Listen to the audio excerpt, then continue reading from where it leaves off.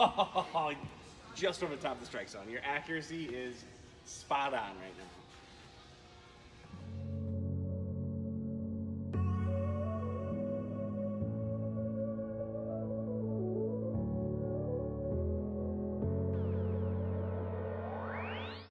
Well, if you haven't seen my first pitching video, I would go back and watch that first. I'll throw a link in the description or up in the cards. But in this one, we're going to take a look at where things have gone in about the last year or so, both where and how things have changed in terms of our setup and everything else. So let's get into it. Well, we've come a pretty long way since PVC pipe days, and I figured it would be worth kind of showing off a little bit of what we do now and why we've changed some of the things we've changed as far as like how I actually pitch before I start showing you how things are going.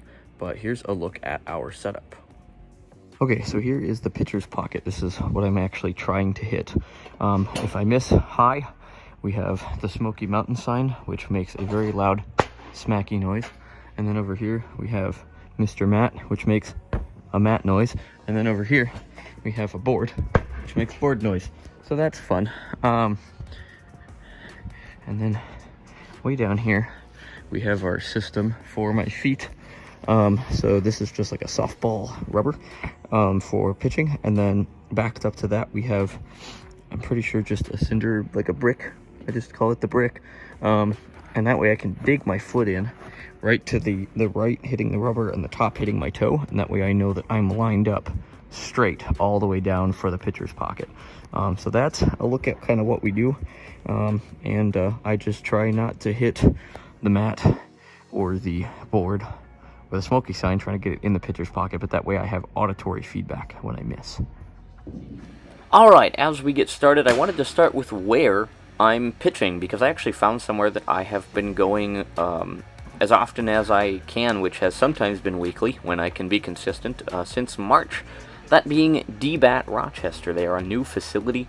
As you can see here, we've got a turf playing surface inside, and it's a beautiful place, and had the chance to go out there on their first day that they were open and meet with the owner. His name is Gary.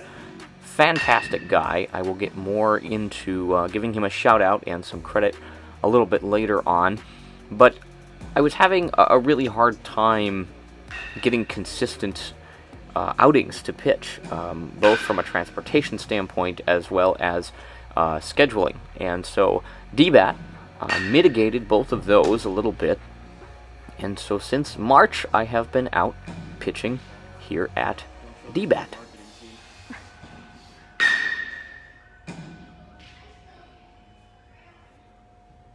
So the location was not the only thing that changed for me when I started pitching out here.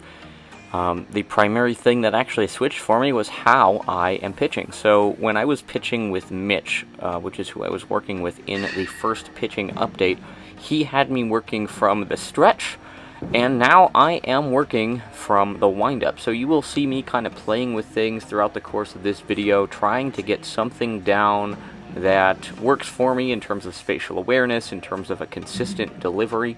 And at first the windup was really frustrating. It was something I didn't quite understand. I couldn't feel enough to really make sense of left or right, or so I was just throwing the ball all over the place, and it just got frustrating. Gary and I bumped heads a little bit when he was trying to explain things to me. But once I really started to get a feel for what pitching out of the windup was like, things started to click a little bit more, and hopefully as we move on through this update you will see examples of that.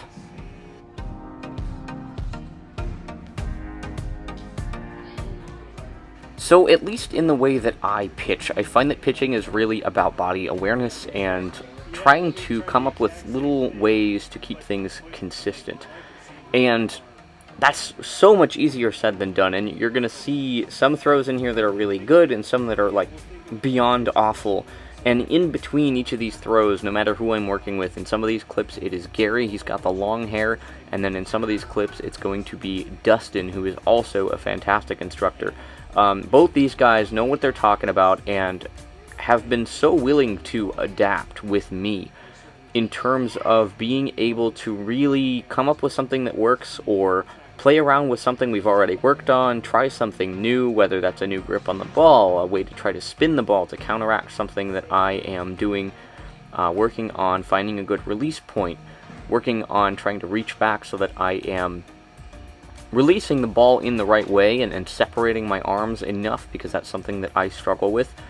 But all of the, both instructors here, rather, that I've worked with here at DBAT have been absolutely fantastic for that. And in terms of pitching as a blind person, they've been so willing to just kind of adapt. You saw earlier our system with the mat and the wooden board and the sign. I had a cat collar hung up on the netting at one point so that I had something to hit that was a tactile bell. And they've been so willing to try different things and MacGyver and build, you know, examples of things for me to hit. I actually still have a sign that I beat up pretty good my first couple of lessons. But hopefully that makes some kind of sense. I mean, this is such hard stuff to nail down, to be honest. It's not something that comes easy, but it's something that comes with time and good instruction, and those are both things that DBAT has allowed me as I have continued my journey pitching. I think one of the most hard and arguably frustrating aspects of this whole process has been trying to understand things that are either learned through just repetition when most players are so young, or they're learned visually, and Gary here is trying to give me some feedback, and sometimes, because I don't understand what's going on with myself and what I'm doing wrong, it's really hard for me to understand what to fix. And we've bumped heads a couple times on that, but Gary has been so willing to just re-explain or try something else to make that work. And that's one of the reasons that DBAT has worked so well for me, and Gary and Dustin have both been so solid as instructors, is the willingness to adapt and to change, because this is not a normal process. This is not a common way of learning to pitch, but it's something that I am extremely proud of, and I hope that Gary and Dustin at DBAT are really proud of the way that we are making this work and adapting as we go.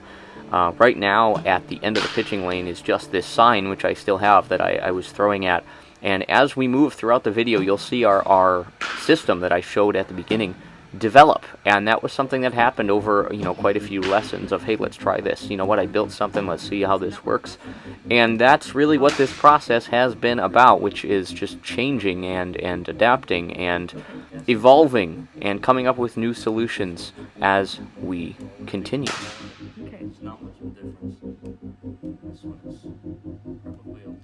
Here I'm working with some Plyo balls. I really like these. They're a lot of fun, and I really like the biomechanical stuff, and so I'm just kind of tossing these to get warmed up. I'd like to use them a little bit more once I get more consistent in terms of being able to actually hit a target, but I really like them, and they're a lot of fun to throw.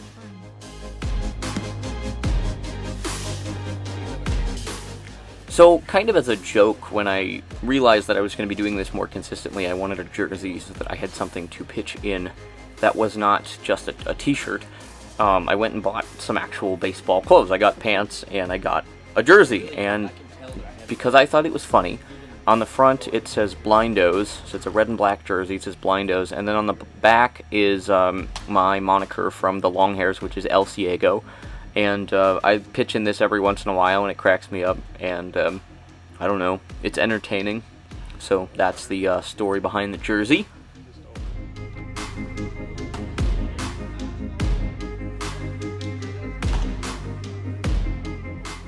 So I promised I would come back to talking about Gary and giving him a shout out, and I'm going to do that now because he has been so helpful on several fronts. First of all, when I was struggling with transportation to get to the pitching, he actually gave me a membership to DBAT so that I had a discount on lessons, which made it possible for me to keep going during that time and even now. So, Gary, thank you so much, because without that, it would be really hard, financially for me to do this, so I really appreciate it. And he's been really cool about setting up and making sure that I have time back in the cages if I need it, and just allowing me to do this partially on my own and partially with help, and doing both basically whenever I need them. has just made it possible for this entire process to continue. And in terms of like longer term goals, I feel like DBAT is somewhere that I really want to stay around. And I've actually been doing a couple things other than pitching. I attempted hitting. That didn't go very well. If you've seen my first baseball video, you know how I am at hitting. But I also went to about 4 or 5 different T-ball camps and had the chance to coach some kiddos, and that was a lot of fun.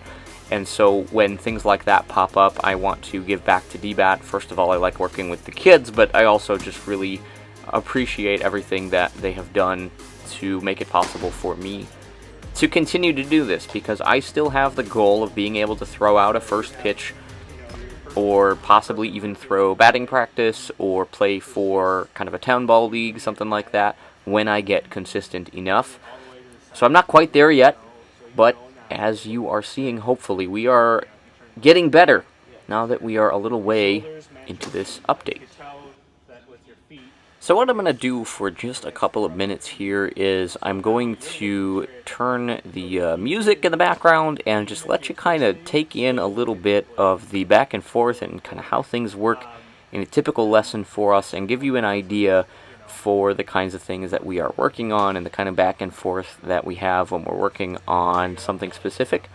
So sit back, relax, and check it out.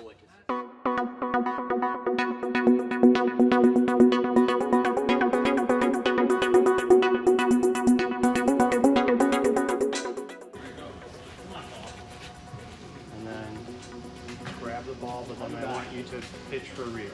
Okay. Right? I want you to push off with your right foot and field that butt, we'll call it. So that's dead center. Okay. So that was good. We kind of threw it like a grenade. So It's too ready to field the bunt. So yeah. So I want you to work out here.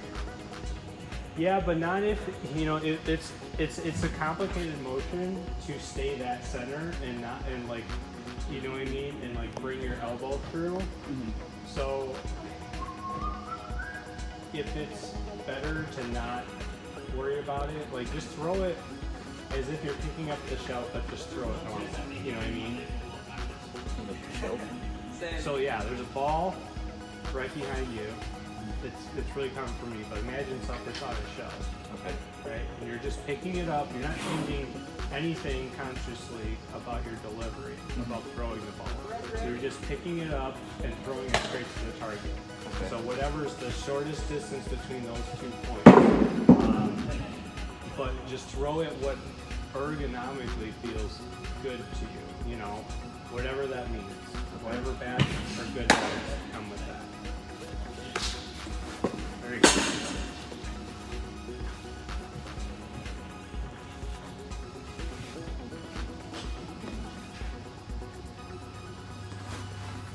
We're going to speed this section up just a little bit before we move on to our last lesson. This was just, I think after a lesson one day, I happened to have the cage for a little while, so my girlfriend was giving me some feedback on how I was doing, and this is just getting a lot of reps in, and that's the other thing that's really important. For as much as adapting things helps, and, you know, there are special circumstances because of my vision and all of that. At the end of the day, it's learning to pitch, and learning to pitch is about practice, and practice is about throwing a lot of baseballs. So I tend to almost overdo it sometimes. When I went today, actually, I threw about 3 bucketfuls, and that was a lot. But felt good to be back, and it's always good to pitch. So, like to throw some. Here's a few more of those, and then we'll get into kind of this final section here. You'll see another lesson and a really good streak for where we are at. Well, you've made it. This is it. This is a look at the last lesson that I have an update for, and this was a fun one. We're going to throw on some music in the background and let you check out my progress. I'm so proud of where I'm at right now, and I just really, again, want to thank Dustin and Gary at DBAT, because without them, this would not be possible. But here's a look at where we are at. This was taken probably about 2 months ago, and due to being sick and the music teacher gig starting and things like that, I haven't been able to pitch quite as much as I would like, but I went back today, and we should be able to get back to it a little bit more consistently soon. So hopefully next spring, next summer, maybe a first pitch somewhere. We'll see. In the meantime, let's do it.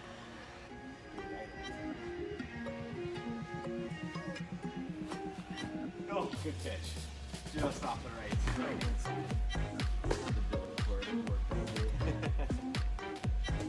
I was thinking white wedding. Same artist.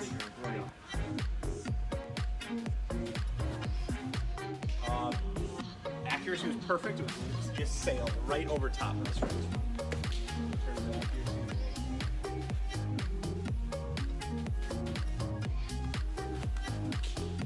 Hold that one a little bit more.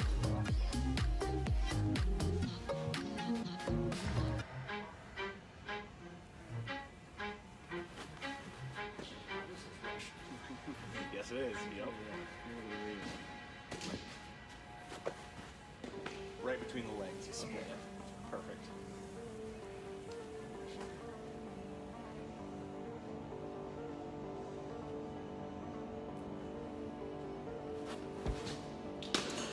Just over top right. Good, right there.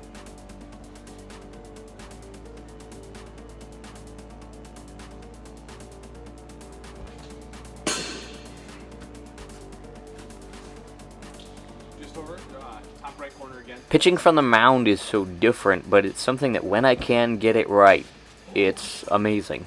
And right now it's about making a lot of smaller adjustments to get me to a point where I can be consistent on the mound.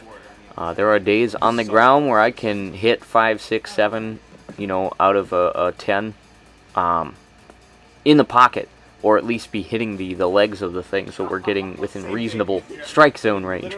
And then I'll throw them all over, way left, way right. So I'm still working on what is going to need to happen to make me more consistent altogether. But this lesson was a lot of fun. I had a good streak in here, so I'm going to go ahead and let the rest of this play out. And this has been the big update. I mean, this is a year in the making. We've got pitching from the Windup, a new place to pitch, some new people to work with, and once again, I have to give a huge shout out to D-Bat Rochester, to Gary, to Dustin, to Maya, to everybody over there. A lot of parents have been really supportive too when they've seen me doing my thing, and then we've chatted a little bit, talked a little baseball. To tell you a quick story, so I walked in one day and I had this jersey on that you see that's got the band Goose on the front, and I had my St. Paul Saints cap. That's usually been the one that I have pitched in lately. And had a little kiddo, about 10 years old, and of course he gets excited because he sees the Saints cap. So he goes, "Oh, do you play for the Saints?" And I was like, "No, man, I like the hat, I'm just coming to pitch." And he looked at my jersey, he goes, "Do you play for the Goose?" Which cracked me up. That was pretty good. But baseball people are amazing, and D-Bat has exemplified that in a major way and allowed me to continue working towards this goal that I have of throwing a first pitch from a regulation distance that's 60 feet, 6 inches, and doing it as a blind guy. And we are closer to that goal now than we were the last time that I put out a video about that. And I feel like I've come a long way on the pitching front. I feel like I've come a long way on the YouTube front. And I appreciate everyone who has stuck around for this craziness, because it has been a ride, that's for sure. But thank you guys for checking this out. I'm going to go ahead and let the rest of this play out. We'll throw on some tunes, and hopefully you enjoy the rest of this lesson with Dustin. And again, thank you for sticking through such a long video. I do appreciate it. And hopefully we'll catch you guys in the next one. Peace. Good pitch, just off to the right side there. Distance was perfect. I would say it landed on the corner of the rubber and turf. Yeah, it was very close.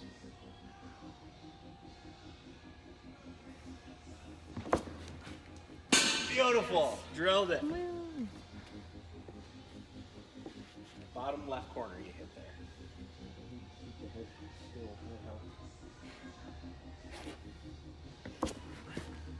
2 for 2, let's go! So you almost hit it in the exact same spot, bottom left.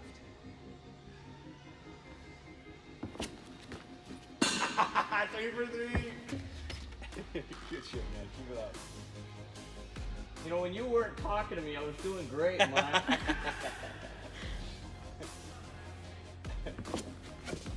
Nice pitch. Just drilled the bottom of it.